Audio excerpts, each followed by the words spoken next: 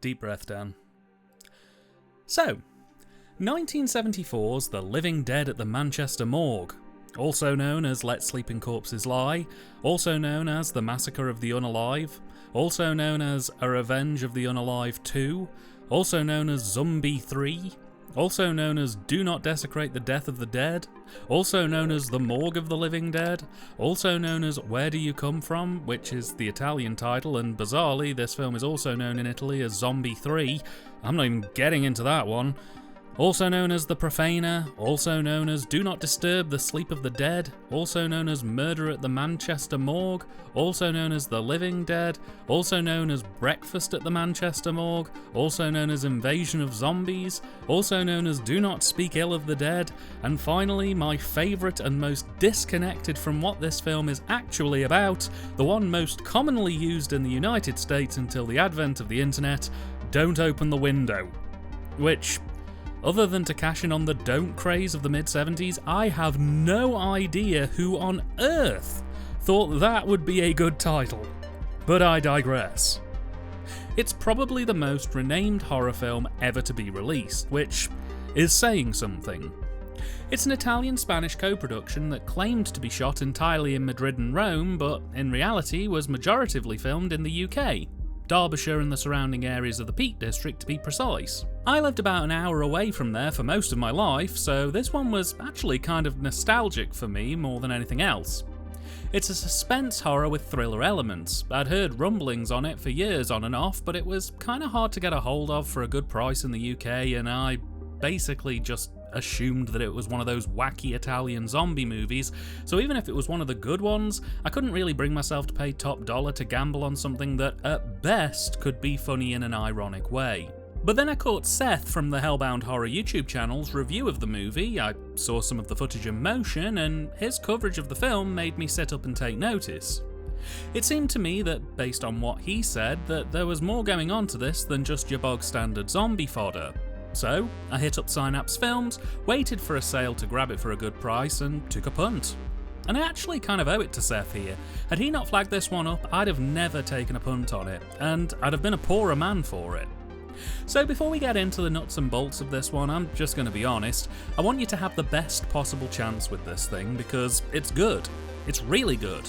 And part of what makes it so good is the twists, turns, and plotting that really feel refreshing for this genre. And especially for the genre at this point in time.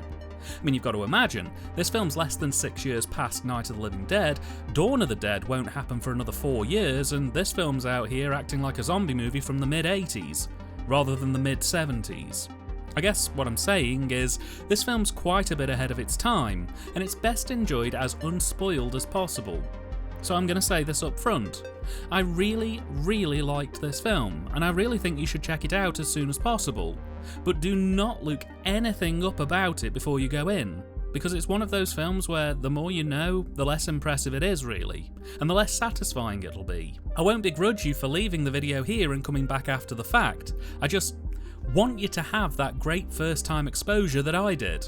So go do it.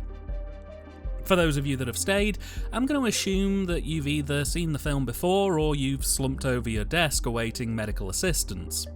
But in either case, here we go. So I feel like the IMDb description for this film is criminally misleading, honestly, and for once I won't complain about that because it essentially smokescreens the actual plot of the movie.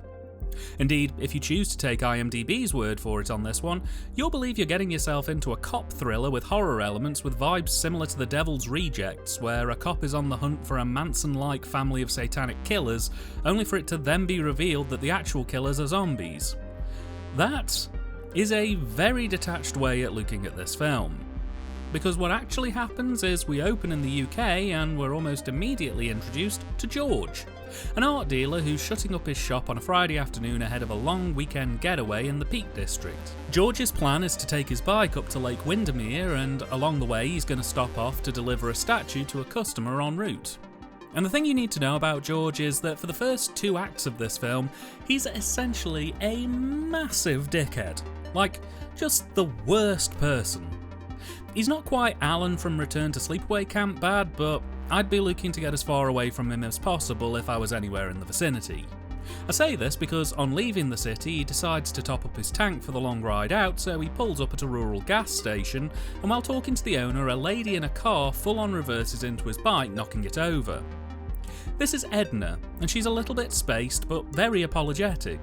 George, by contrast, isn't aggressive, he's just seething, withering and domineering in this scenario. He belittles Edna, demands that she resolves the issue immediately, and when the garage owner says the earliest the bike can be fixed will be Monday afternoon because parts will need to be ordered, George takes Edna's car keys and demands that she takes him up to Windermere, and that because she can't be trusted to reverse into anything else on the way, that he'll drive her car until they arrive. What a dick.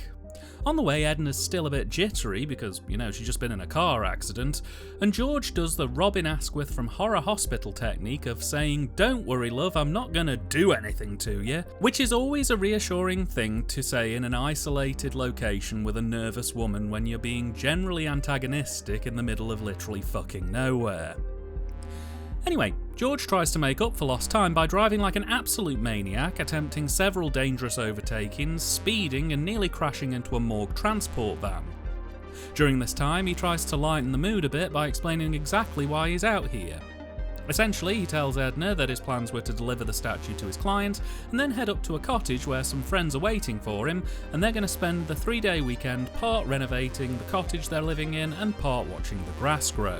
Edna is a bit cagey about why she's out here, but explains that she's going to Southgate to see her sister, but trails off when she realises that if they go to Windermere first, she'll miss her link up with her sister. So she begs George to take her to her sister's first because of an undisclosed risk. George refuses, but after much pleading, he eventually, begrudgingly, relents on the grounds that he's allowed to take Edna's car up to the cottage in Windermere without her after dropping her off, and that it'll be down to her to arrange for someone to collect it when he's done with it, which she reluctantly agrees. However, these are two city folk who aren't the best at countryside driving, and it doesn't take long before they both have absolutely no idea where they're actually going. So, the pair pull up on the side of the road near a farm that Edna recognises, and George decides that he's gonna go up and ask the farmer for some directions. George heads up to the farmhouse, but he can't see anyone around. He then notices, however, that there are several people hanging around in one of the farmer's fields. Wandering over, he realises that it's the farmer and he's with two scientists from the agricultural department. Curious, he asks what's going on, and they tell him that they're currently working on an experimental alternative to pesticides that use ultrasonic waves and radiation to send insects and parasites into a frenzy, where they attack each other until none of them are left.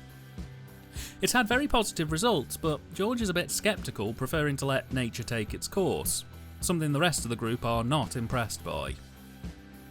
While this is going on, Edna decides to step out of the car for a bit to have a cigarette and stretch her legs, but while hanging around she notices a strange man soaking wet wandering towards her.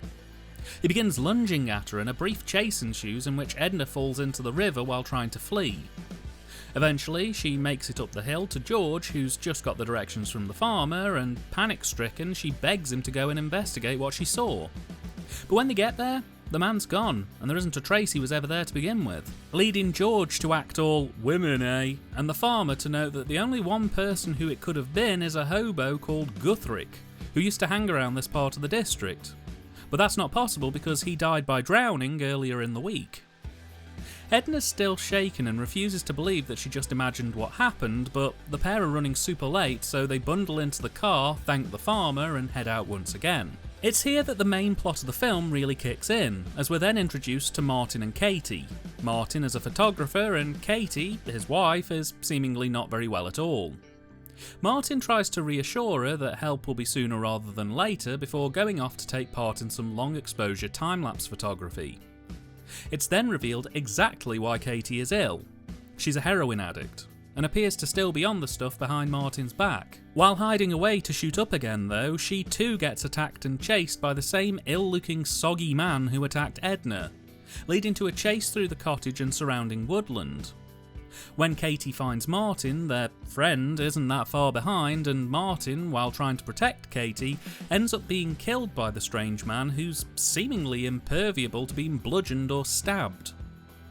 Katie flees the scene and runs into the road, narrowly avoiding being struck by George and Edna, who immediately jump out and try to calm her down before investigating the area. They can't find the strange man, but they do find Martin's dead and twisted body by the lake. Obviously, the pair do the right thing and call the police, who cordon off the area and begin investigating, with the immediate theory being that either George, Edna or Katie killed Martin, or that they all killed him together and that they're covering for each other. To the point that they refuse to let the gang go until they've properly been fully questioned. Something George protests heavily because not only does he know he didn't do anything, but he's already a day late for his vacation time and doesn't want to spend a minute more doing something that he has no business being involved in. The group return to Katie's cottage and begin sharing stories, and it's revealed that Katie and Edna are in fact sisters, and that Edna was heading up here to try and help support Katie with her illness. They both also confirm to each other that the same man who attacked Edna attacked Katie and Martin. George still isn't entirely convinced, however, and when the police return, the full story comes out, as one of the detectives on the case finds Katie's stash. He reveals that Katie had been a heroin user for years and that Martin, out of desperation, took Katie out of the city to live in this cottage 12 months ago as a form of rehab. However, Martin didn't realise that Katie still had a supplier out here, and in the last couple of months he discovered that she was still using. At his wit's end, he'd invited Edna up to the cottage so that between the two of them they could try and move Katie into a clinic for professional rehabilitation, something she was very reluctant to do. As such, the cops now believe that she murdered Martin to avoid going to the clinic and that George and Edna are somehow involved in enabling her. So they charge Katie with murder and tell George and Edna to head to the nearest hotel in the village until they're required again. Something George butts heads with the police about again, so in protest, George gets Edna to create a distraction while he sneaks over to a police cruiser and steals the film Martin was using in his photography project to get them developed independently. Because the police are way too good at making evidence disappear if it disputes their narrative, assuming that whoever killed Martin would have been captured by one of the cameras. The pair drop the film in to be processed and head to the hotel for the night, where George finally gets to speak to his friends and tell them what's going on, and to tell them to expect delays. But once he finishes his call, Edna receives a note from the hotel owner from the police saying that shortly after they left, Katie had a full-blown nervous breakdown and is now in the hospital. The pair rush up to see her and are told to keep things brief as she needs a lot of rest. While Edna sits with Katie, George wanders around the hospital and eventually finds a strange metal casket. A doctor finds George and the pair strike up a conversation, explaining that the hospital isn't equipped to handle autopsies or the kind of testing that modern police and coroners require. So a lot of the time the bodies are shipped off to Manchester in these metal caskets stored inside large cooling vans. George is intrigued, but before any other questions can be asked, an emergency call comes from the nursery. A nurse has been blinded. By a baby! And it isn't the first time. The doctor sedates the baby before telling George that recently there's been a rise in babies being born within a specific range who, for some unknown reason, are intensely aggressive, attacking anyone they come into contact with incredible strength. George slowly puts two and two together and realises these very angry babies are all coming from the rough area of the farm they stopped at, and he begins to believe that the experimental technology he saw may be responsible for all these angry babies. He relays the information to the doctor and the pair decide to head out to investigate, which they do. The doctor takes a long time to question the scientists, to learn more about the machine and to try and talk about the potential issues it's causing. But the scientists are absolutely convinced that the machine is totally harmless to people, and they refuse to do anything other than continue their work, leading the doctor to eventually leave with George, commenting that the government these days have enough trouble stopping things they know are bad, and that the hypothetical machine that makes angry babies is likely to be laughed out of Whitehall almost immediately. So the pair decide to keep the information to themselves, but to also keep an eye on things. On returning, George and Edna head back to the shop to collect their developed photos, and they're a bust. Plenty of shots of Martin and Katie flailing, but nothing containing the mystery man. While disappointed, they mention Guthrick to the owner of the shop, who remembers that there was a photo of the man posted in the local paper the day after his death. He pulls up a copy and Edna immediately recognises him, leading George to once again get frustrated because dead people don't just roam around killing people. At which point, the police storm the shop, seize the photos, and tell George and Edna that they're now both unable to leave the village until the inquiry into these events takes place, because they're now being charged with aiding and abetting, and Katie is on the line for murder. George once again kicks off, and in an act of frustration, or an attempt to put things to bed once and for all, he takes Katie up to a local graveyard to show her Guthrie's grave, or at the very least to get confirmation from the gravekeepers that Guthrie's been buried. On arriving at the graveyard, however, they find the place seemingly abandoned, with food half eaten, drinks half drank, and candles burning down to nothing. They explore the grounds for a bit and eventually find a cellar leading to a crypt or burial preparation area. Cockily, George spots Guthrie's coffin and goes to open it, hoping to prove Edna wrong. But it's empty. At which point the cellar door slams shut and Guthrie himself appears, pale, red-eyed and lumbering towards them, leaving the pair trapped in the crypt and fighting for their lives as Guthrie touches the other corpses in the crypt, who then also spring to life and begin to slowly corner the pair. And I'm going to leave things there, because from here on in things go wild, fast, in all the best ways possible. In a high-action second half featuring car chases, grumpy detectives, and people being stone-colded by full-sized tombstones, will George and Edna get to the bottom of why zombies are here? Will the detective finally realise exactly what's going on? And what's a guy got to do to bare-knuckle box an angry baby around here? All this and more will be answered if you check out The Living Dead at the Manchester Morgue. And honestly, I have very little to complain about with this film. As I mentioned at the top of this review, I feel this was very ahead of its time, not only in what it's trying to do, but in both what influenced it and what it went on to influence. There are clear notes of Halloween 3, Psychomania, Zombie. There are even elements of the remakes of The Thing and Invasion of the Body Snatchers present here. And I'm fairly confident I'm not imagining those connections. The fact this film feels so refreshing for the time it came out really genuinely appealed to me, with my only real regret being that this was in fact my first time watching this film, meaning I had to keep pausing, rewinding and breaking off watching in order to make accurate notes for this review. If I pretty much loved it while watching it in a disjointed way, I'm fairly confident I'll absolutely love it if I'm able to just watch it as it is. Most of my gripes on this film come from the scripting, but even then it's minimal grumbles, with my main issue being that while this is supposed to be a slow burn horror thriller, I feel that the first act is maybe just a bit too slow burn for its own good. There's a lot of establishing going on in that opening act, which is fine, but I feel like the film maybe spends just a little bit longer than I'd have really liked to get going.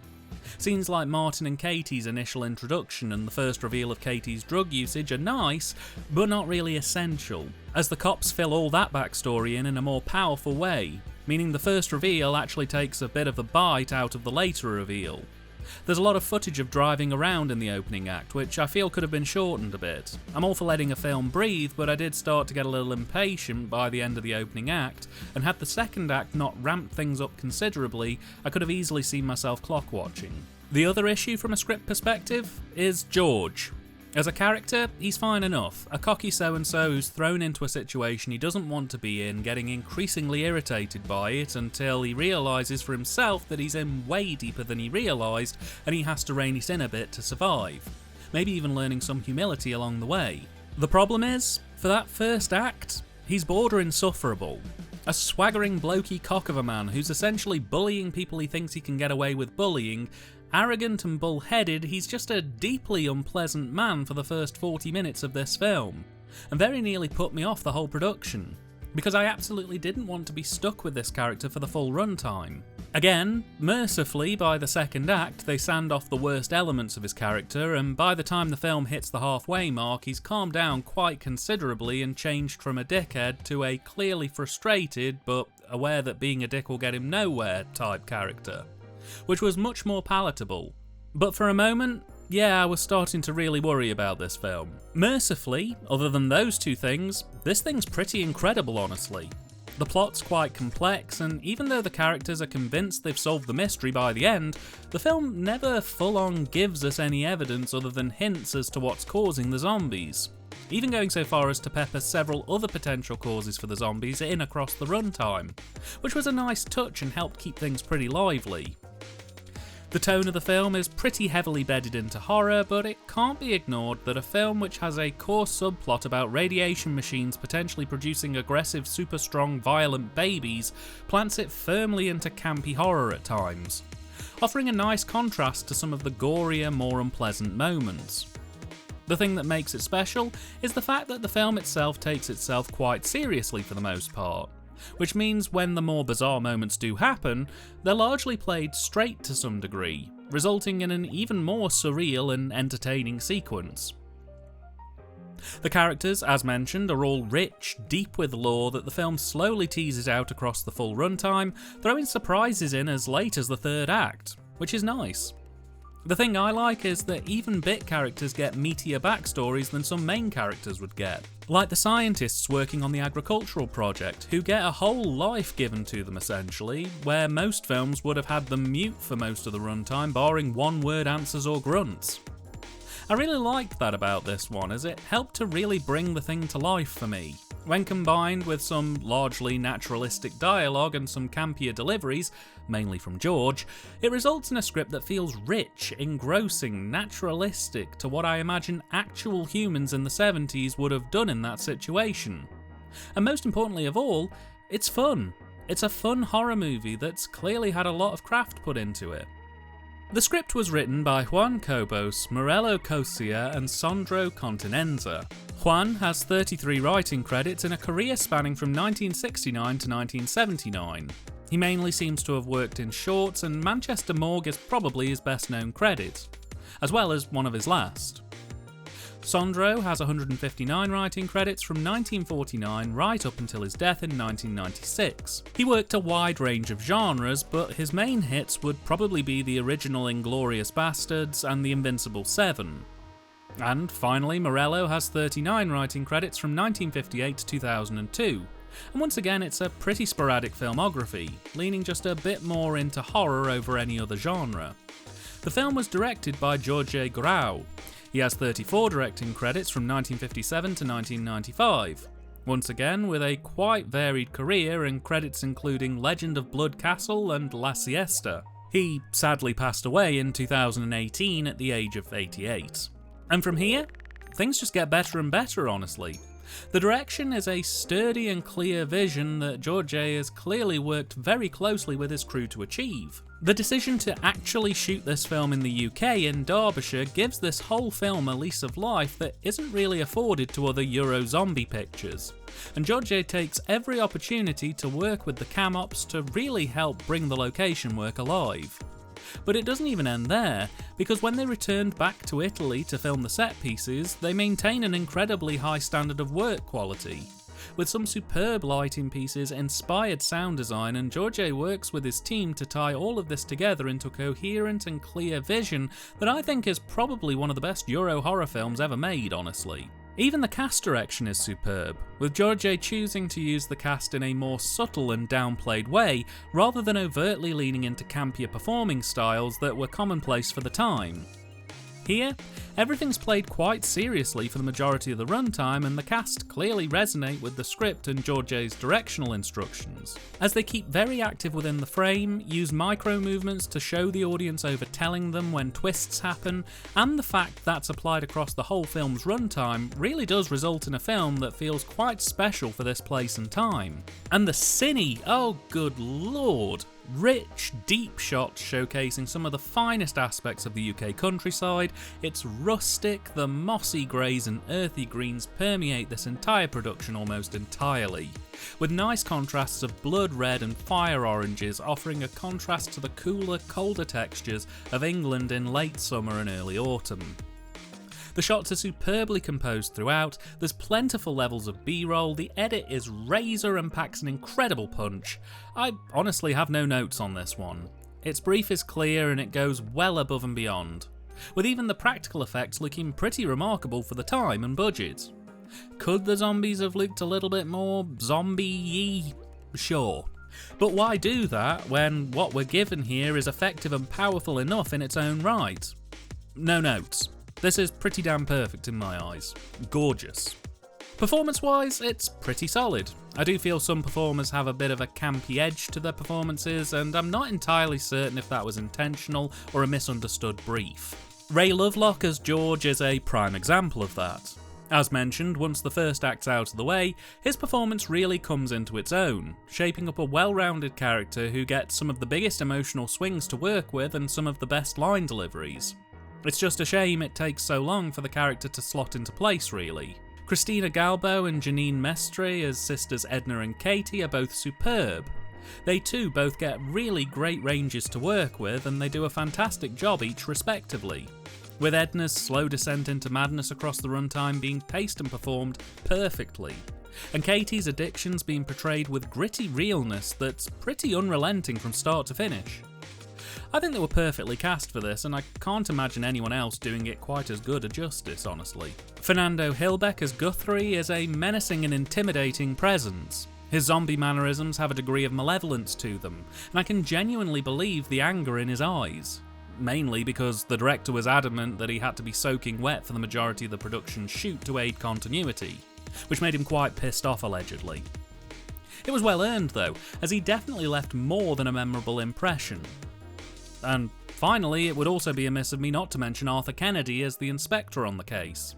He gets the very fortunate position of getting to drive key plot points in the narrative, getting to make some twists and turns of his own, and to have a decent backstory to help flesh the character out. I think he does a superb job and really adds a degree of suspense and class to the production that otherwise would have had to have settled for just great. And finally, the soundtrack. A mesmerising and haunting score of drone noise and husky heavy breathing and moaning, provided by the director. It's an incredible work of tension and atmosphere, with non-diegetic sound being woven in effortlessly. It's a fantastic score. I don't know how it would fare totally isolated from this film, but when it's in place, it's easily one of the best zombie movie scores I've ever heard, and is more than capable of hitting its remit. The Living Dead at the Manchester Morgue was released with some cuts in theatres in the UK in 1975, and received a pre-cert VHS tape by VIP, their second ever release in the UK in June of 1982. A couple of years later it would fall afoul of the 1984 Video Recordings Act, and while it wasn't considered a prosecutable or Section 1 tape, it did end up on a list of films that were ultimately found to not be prosecutable.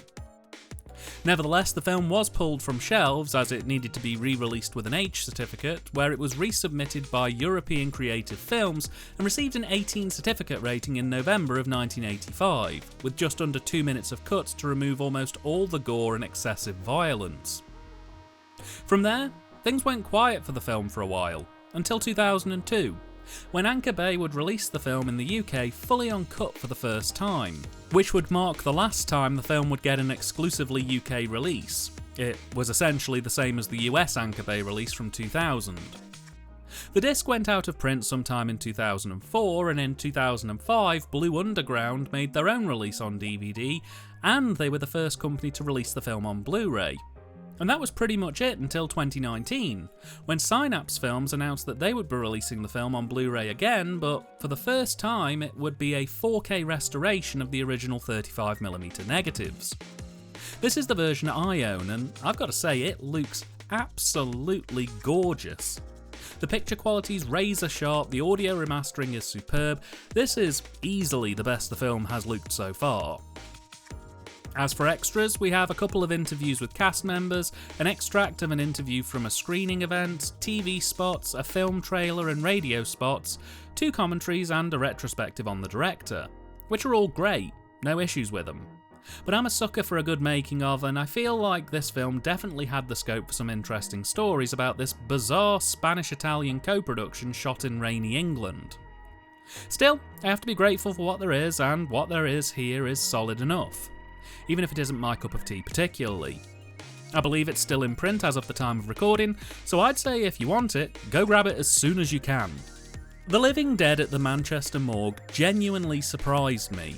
I went into this expecting a low-quality, campy, cheap and cheerful affair, and I got absolutely blown away. With a slow burn and satisfying script, razor direction and cine, and performances and a score that absolutely matched the tone of the production, this is almost certainly in my top 10 zombie movies of all time, and absolutely worth checking out as soon as possible.